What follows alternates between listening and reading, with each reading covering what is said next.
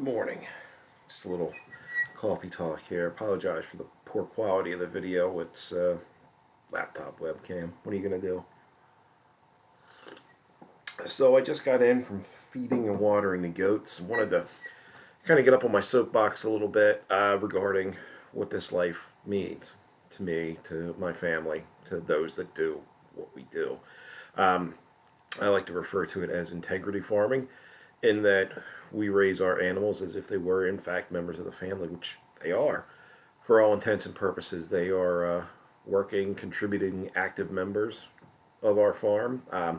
Sure, at the end of the day, some of them are going to be used for meat, but up until the very end of their life, they have an extremely good life. But the cost for that good life for them often takes its toll on us financially, physically, mentally, spiritually, if you are so inclined to have a religious persuasion, which I don't want to get into here. But it's hard, man. It's really hard to do this, do it well, and keep the family afloat, keep the farm afloat. We are financially, obviously, this day and age, everyone's got financial problems, so I won't bore you with that. But one thing that I would like to say, if you are doing this, if you are living this life, if you're doing this and you're making money doing it, good on you, man.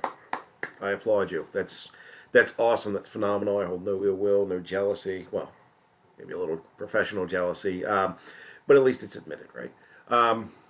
But for us, it's been really hard. Unfortunately, in this area, a lot of what we do raises the price of our product, and a lot of people don't want to pay that.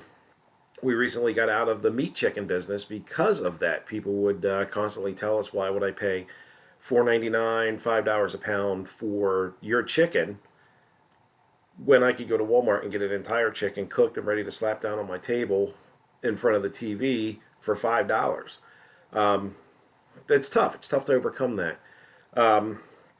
We can provide all the empirical evidence we want about nutrient density and, how it's so much better for the environment, which it is, how we're, contributing to society in a way that maybe Walmart isn't, by providing local alternative, if you want. The empirical evidence is obviously clear that, pasture raised and integrity raised food tastes better, is more nutrient dense, and is generally better for the environment than your factory farm meat that you're going to pick up at Walmart, Kroger, Safeway, Target, whatever. No disrespect to you if that's where you choose to shop. That's fine. It's America. Make your choices. You can see the Declaration of Independence flying proudly behind me, so I believe in that. But if you are so inclined to help out a farmer, to buy something local, if you do have that desire for your kids or your grandkids or yourself, your family, what have you, to purchase a product that you know to be better by all measures.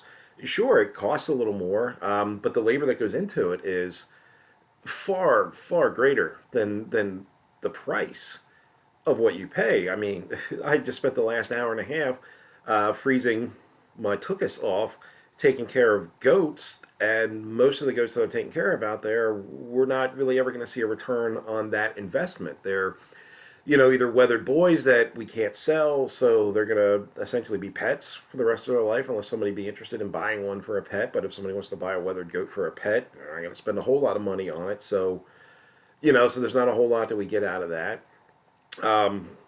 Dairy goats, they don't have babies and give milk forever, and I just can't, I can't, from a moral standpoint, I can't see putting one of these goats that we had raised from, an infant and raised up, and they gave us a lot of babies, and that took care of us, and we took care of, and that essentially grew up with my kids. I can't see putting them in the freezer. Sorry, it's just me. The meat goats are a little different because we know when they're born, that's exactly where they're born, and we still take care of them. Just exactly the same as we take care of the regular goats. They get warm water 2 or 3 times a day. The water that's out with them all the time has a heater in it, so there's never a danger of it icing over. They've constantly got high quality hay, high quality forage. They get, oh my God, the treats that they get. They get a lot of treats, is what I'm saying. So we take care of them. We take care of the goats, even the ones that are eventually going to end up on a plate or in someone's freezer. Just because we're going to eat the animal doesn't mean that we have to abuse the animal. You know, we take care of the animals, we love the animals, and we respect their sacrifice because that's what it is. They're sacrifice. It's the difference in a breakfast. You know, the chicken is committed to breakfast, but the pig sacrifices for it. So yeah, that's it. And this isn't really scripted or anything. I'm getting a little off topic and kind of rambling here. It's probably my longest video to date. Yeah, so that's just some stuff I felt that I needed to get off my chest. So if you like this, give us a like, give us a subscribe, share it with your friends, neighbors. If you're a farmer and you're doing this kind of farming and you're successful at it, I'd love to hear from you, talk to you, pick your brain a little bit. I'm more than willing to trade my labor for your intellect. The barter system still works, even in America. But if you're able to and you feel like throwing a struggling farmer a dollar or two, we have a Patreon page, patreon.com/Foxwood. Help us out. If not, if there's anything else you'd like to see in any of the videos, I'm more than open to that. I love sharing information, because I believe that knowledge not shared is wasted. So with that, I will bid you adieu. Thanks so much for watching. Have a great day and a great weekend. Take care, guys. Bye.